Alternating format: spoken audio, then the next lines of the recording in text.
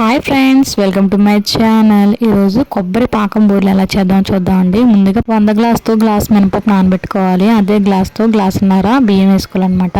2 కొబ్బరికాయలు తీసుకున్నానండి, సన్నంగా ముక్కలుగా తరుముకున్నాను. కొంచెం 1/2 కేజీ బెల్లం అనేది తీసుకున్నాను. ఈ కొబ్బరికాయలు అనేవి ఆ మిక్సీ జార్లో వేయడం వల్ల కొబ్బరి తురుములో వస్తుందండి. ఆ కొబ్బరి తురుము తీసుకొని పక్కన పెట్టుకోవాలన్నమాట.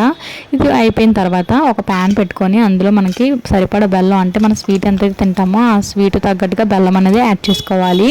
అది యాడ్ చేసుకున్న తర్వాత కొద్దిగా వాటర్ అనేది యాడ్ చేయాలండి. ఎందుకంటే మనకి పాకం అనేది బాగా రావాలి కాబట్టి, ముద్ద పాకం కాదు, లేత పాకం కాదు, మధ్యలో మీడియంగా ఉంటే కొబ్బరి ఉండలు ఎలా ఉంటాయో అలా చూసుకోవాలన్నమాట. అప్పుడు మనకి చాలా మంచి టేస్టీ అనేది వస్తుందండి.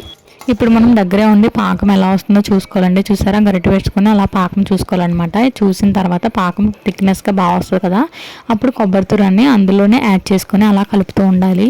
ఈ కొబ్బరి తురుము అందులో కలిపిన తర్వాత మనకి పచ్చివాసన అనేది వస్తుందండి. అది పోయేదాకా కొంచెం బాగా వేయిస్తూ ఉండాలి. దగ్గరగా అయిన దాకా అప్పుడు దాకా వేయిస్తూ ఉంటే మనకి పచ్చివాసన అనేది రాదు, మంచిగా కొబ్బరి స్మెల్ అది వచ్చి బాగుంటుంది అనమాట.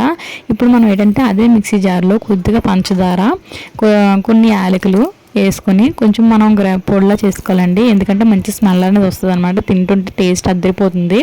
ఇప్పుడు యాలకుల పొడి అనేది మనం యాడ్ చేసుకున్నాం కదండి. యాడ్ చేసుకున్న తర్వాత కొంచెం అటు ఇటుగా కలుపుకోవాలండి. కలుపుకుంటే మనకి ముద్దలా దగ్గరగా అవుతుంది అనమాట. కింద అడుగట్టకుండా ఉంటుంది. మీడియం ఫ్లేమ్లో సిమ్లో పెట్టుకోవాలి, లేదంటే మాడిపోతుంది. ఇప్పుడు ముందుగా మనం ఇది సోప్ కోసం తయారు చేసాం కదా, మినపప్పు బియ్యం నానబెట్టుకున్నాం కదా, అది మిక్సీ పట్టేసుకోవాలన్నమాట. కొంచెం థిక్నెస్గా బాగా ఉండేలా చూసుకోండి, లేకపోతే కొంచెం పలచగా అయితే మరి మైదా పిండి కానీ లేకపోతే వరపిండి కానీ వేసుకోవచ్చు. అప్పుడు మనకి సోప్ బాగుంటుంది, బూరె కూడా బాగా వస్తుంది అనమాట. కొబ్బరి తురుములోనే ఎక్కువ బెల్లం వేసాం కాబట్టి మనం ఏం చేయాలంటే అందులో సోప్లో కొంచెం తగ్గించి వేయాలి.